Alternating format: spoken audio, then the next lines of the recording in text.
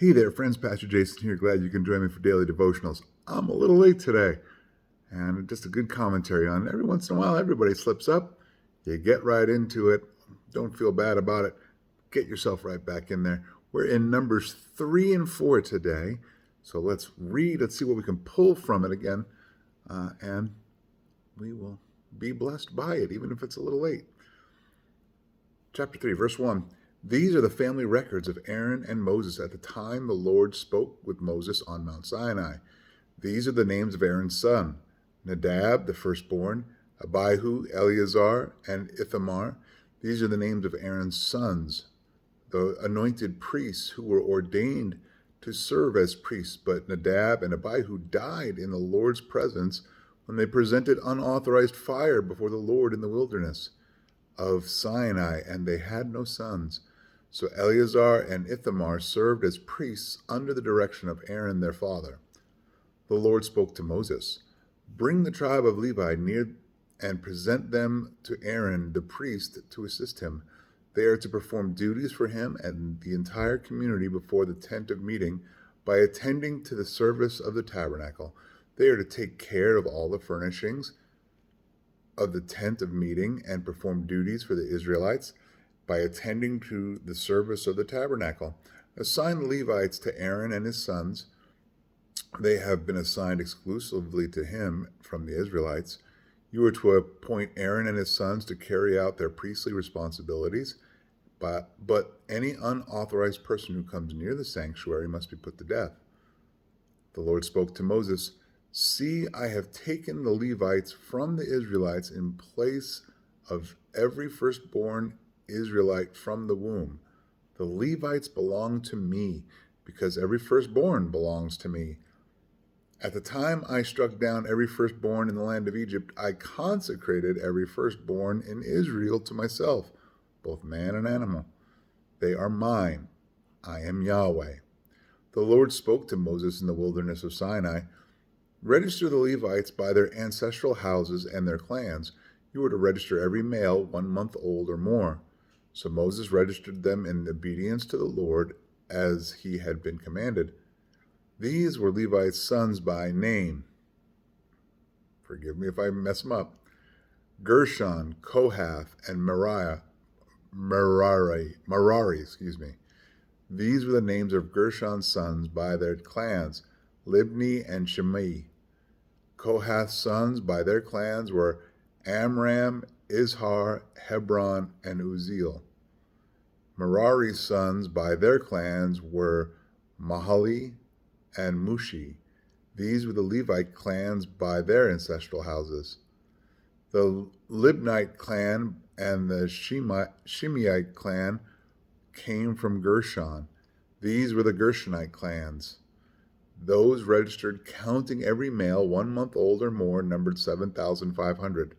The Gershonite clans camped behind the tabernacle on the west side, and the leader of the Gershonite family was Elisaph, son of Lael.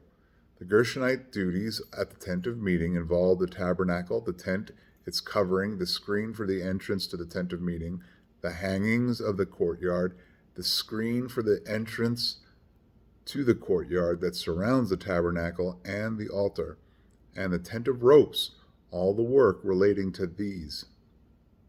The Aramite clan, the Izharite clan, the Hebronite clan, and the Uzzielite clan came from Kohath.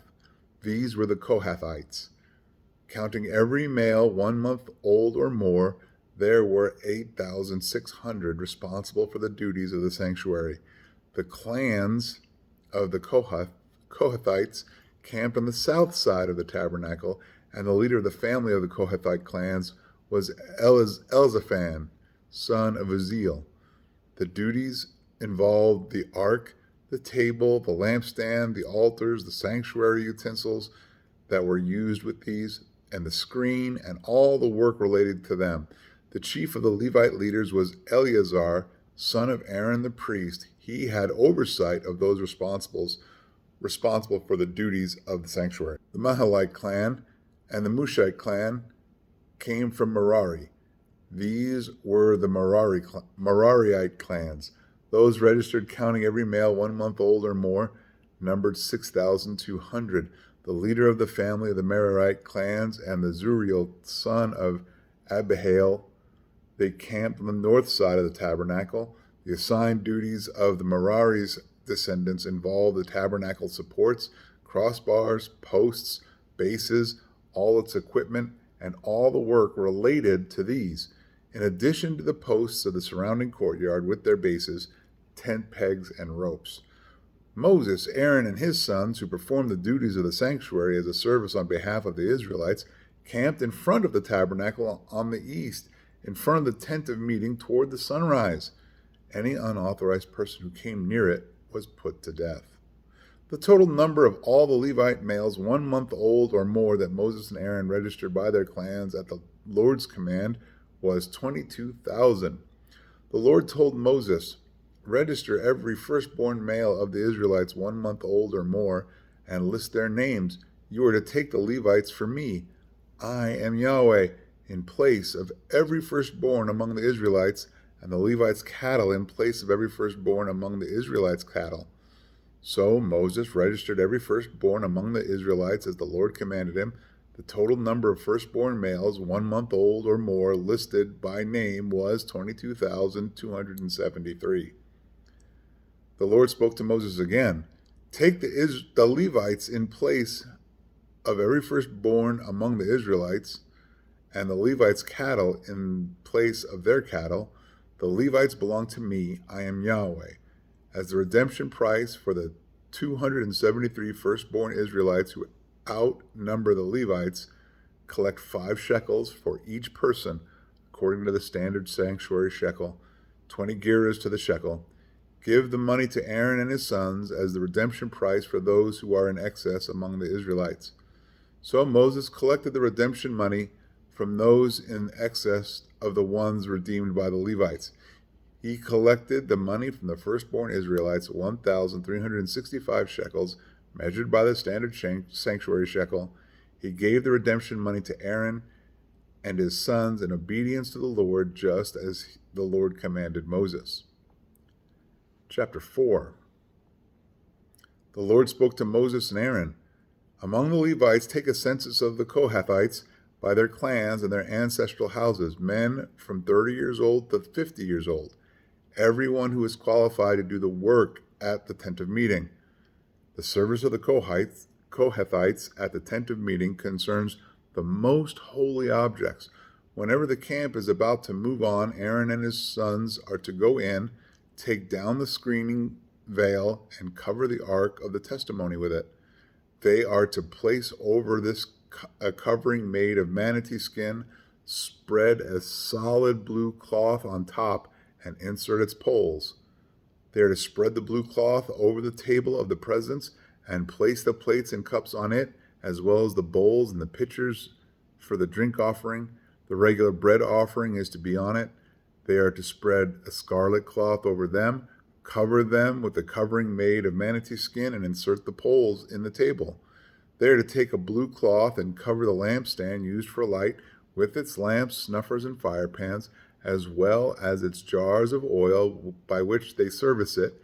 They must place it with all its utensils inside a covering made of manatee skin and put them on the carrying frame. They are to spread a blue cloth of gold over the gold altar, cover it with a covering made of manatee skin, and insert its poles. They are to take all the serving utensils they use in the sanctuary, place them in a blue cloth, cover them with the covering made of manatee skin, and put them on the carrying frame. They are to remove the ashes from the bronze altar, spread a purple cloth over it, and place all the equipment on it that they use in serving: fire pans, meat forks, shovels, basins, all the equipment of the altar. They are to spread a covering made of manatee skin over it and insert its poles. Aaron and his sons are to finish covering the holy objects and all their equipment whenever the camp is to move on. The Kohathites will come and carry them, but they are not to touch the holy objects, or they will die. These are the transportation duties of the Kohathites regarding the tent of meeting. Eleazar, son of Aaron the priest, has oversight of the lamp oil the fragrant incense, the daily grain offering, and the anointing oil. He has oversight of its entire tabernacle and everything in it, the holy objects and their utensils. Then the Lord spoke to Moses and Aaron, "Do not allow the Kohathite tribal clans to be wiped out from the Levites. Do this for them so that they may live and not die when they come near the most holy objects. Aaron and his sons are to go in and assign each man his task and transportation duty. The Kohathites are not to go in and look at the holy objects, even for a moment, or they will die." The Lord spoke to Moses, "Take a census of the Gershonites also, by their ancestral houses and their clans. Register men from 30 years old to 50 years old, everyone who is qualified to perform service to do the work at the tent of meeting. This is the service of the Gershonite clans regarding work and transportation duties. They are to transport the tabernacle curtains, the tent of meeting with its covering, and the covering made of manatee skin on top of it, the screen for the entrance to the tent of meeting, the hangings of the courtyard, the screen for the entrance at the gate of the courtyard that surrounds the tabernacle and the altar, along with their ropes and all the equipment for their service. They will carry out everything that needs to be done with these items. All the service of the Gershonites, all their transportation duties, and all their other work is to be done at the command of Aaron and his sons. You are to assign them all that they are responsible to carry. This is the service of the Gershonite clans at the tent of meeting, and the duties all will be under the direction of Ithamar, son of Aaron the priest. As for the Merarites, you are to register them by their clans and their ancestral houses. Register all the men 30 years old to 50 years old, everyone is qualified to do the work at the tent of meeting. This is what they are responsible to carry as the whole of their service at the tent of meeting: the supports of the tabernacle with its crossbars, posts, and bases, posts of the surrounding courtyard with their bases, tent pegs, and ropes, including all their equipment and all their work related to them. You are to assign by name the items that they are responsible to carry. This is the service of the Merarite clans regarding all their work at the tent of meeting under the direction of Ithamar, son of Aaron the priest. So Moses, Aaron, and the leaders of the community registered the Kohathites by their clans and their ancestral houses, men from 30 years old to 50 years old, everyone who was qualified for work at the tent of meeting. The men registered by their clans numbered 2,750. These were the registered men of the Kohathite clans, everyone who could serve at the tent of meeting. Moses and Aaron registered them at the Lord's command through Moses. The Gershonites were registered by their clans and their ancestral houses, men from 30 years old to 50 years old, everyone who was qualified to work at the tent of meeting. The men registered by the clans and their ancestral houses numbered 2,630. These were the registered men of the Gershonite clans. At the Lord's command, Moses and Aaron registered everyone who could serve at the tent of meeting. The men of the Merarite clans were registered by their clans and their ancestral houses, those from 30 years old to 50 years old, everyone who was qualified for work at the tent of meeting. The men registered by their clans numbered 3,200. These were the registered men of the Merarite clans. Moses and Aaron registered them at the Lord's command through Moses. Moses and Aaron and the leaders of Israel registered all the Levites by their clans and their ancestral houses from 30 years old to 50 years old, everyone who was qualified to do the work of serving at the tent of meeting and transporting it. Their registered men numbered 8,580. At the Lord's command, they were registered under the direction of Moses, each one according to his work and transportation duty, and his assignment was as the Lord commanded Moses. Whew. Numbers. So Numbers 3 and 4. Oh, I just recognized all the dramatic lighting you've been watching. Excuse the dramatic lighting. Here, wait. Maybe that helps a little bit. So what do we get out of Numbers 3 and 4? There's a lot of, it's a lot of listing, right? And so would there be anything for us to take away? And I would say two things. A, the Lord considers things holy. The Lord considers things holy. We should take care in what God considers holy. And Christ lives in us. The Holy of Holies should we not make sure that we are treating our spiritual relationship with the Lord as holy?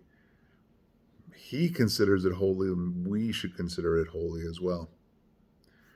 And also, here, like, people clearly had a job to do, a ministry to do.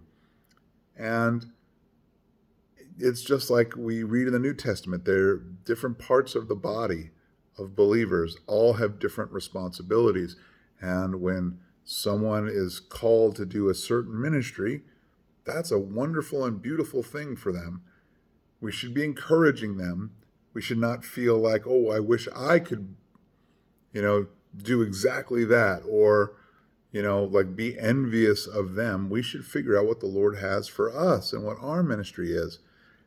On the flip side, we shouldn't get all bent out of shape if someone isn't as passionate about your ministry as you are passionate about your ministry.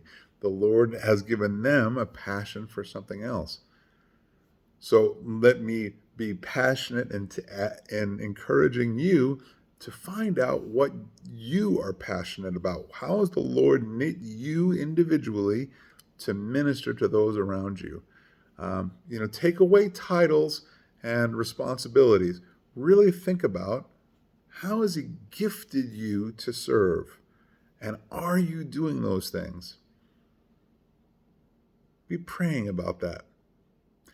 I hope Numbers 3 and 4 were a blessing to you. Again, sorry I was a little late today.